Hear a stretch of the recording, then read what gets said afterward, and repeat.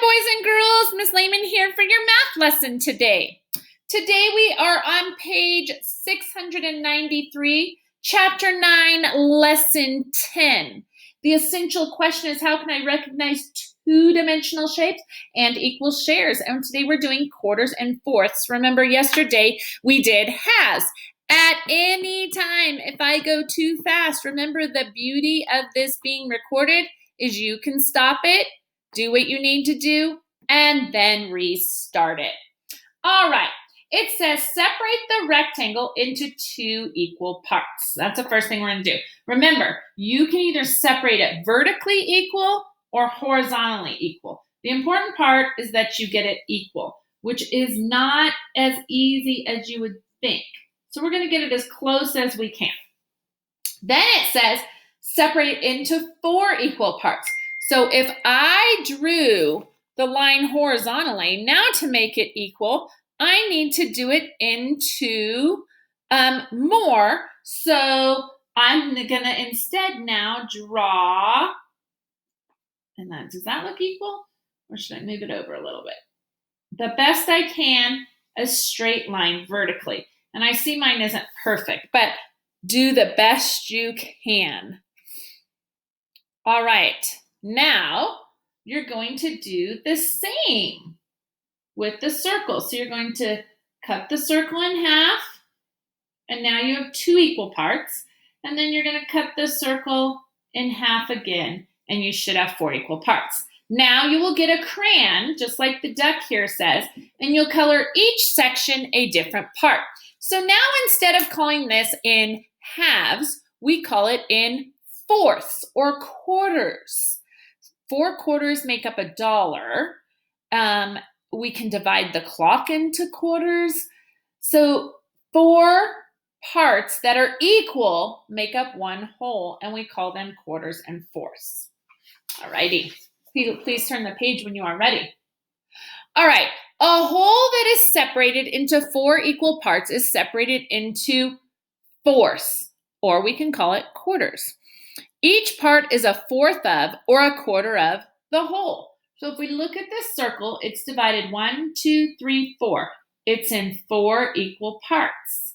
The square 1, 2, 3, 4. It is 4 equal parts.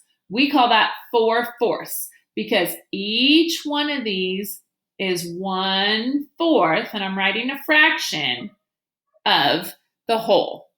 So that's why they call it 4 fourths, because there's 1, 2, 3, 4. Or we can call it 4 quarters. So as we go down here, it says, write how many equal parts make up the whole. 1, 2, 3, 4. 4 equal parts make up the whole. 1, 2, 3, 4.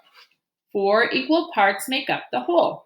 Draw lines to show 4 equal parts. Write how many fourths. So with your very best eye and your most careful drawing, you're going to separate it out into how many?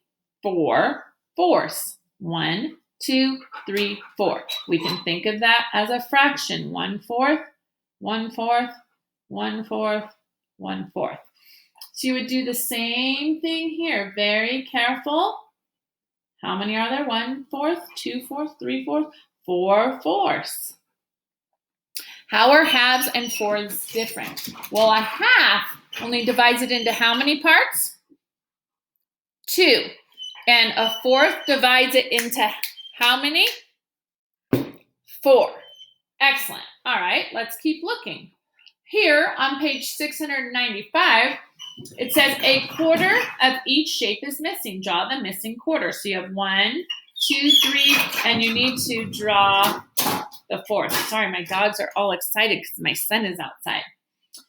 Then we're going to draw the missing one here. So it's like drawing the missing part. This says color a fourth of each shape. Write how many parts are shaded. So 1, 2, 3, 4. We're going to just color 1.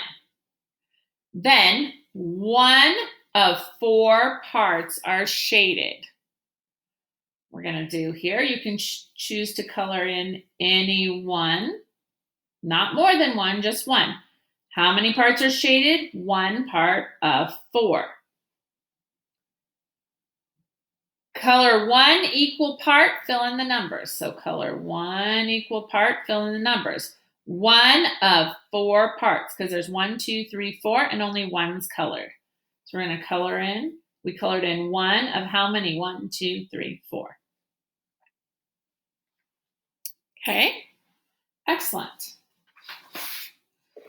Here it says Heidi has a cookie. She and 3 friends. So pay attention to that. She and 3 friends. How many total people is that? 4. Want to share the cookie. How many equal parts does Heidi need? How many will she need? Adrienne draws a line on a rectangle to show equal parts. She then draws another line to show more equal parts. Describe what happens to the size of the parts. So if she first has a rectangle and she draws a line to show equal parts, but then she draws another line, what happened to the size of those parts? If you have any questions, boys and girls, on math, please be sure to reach out.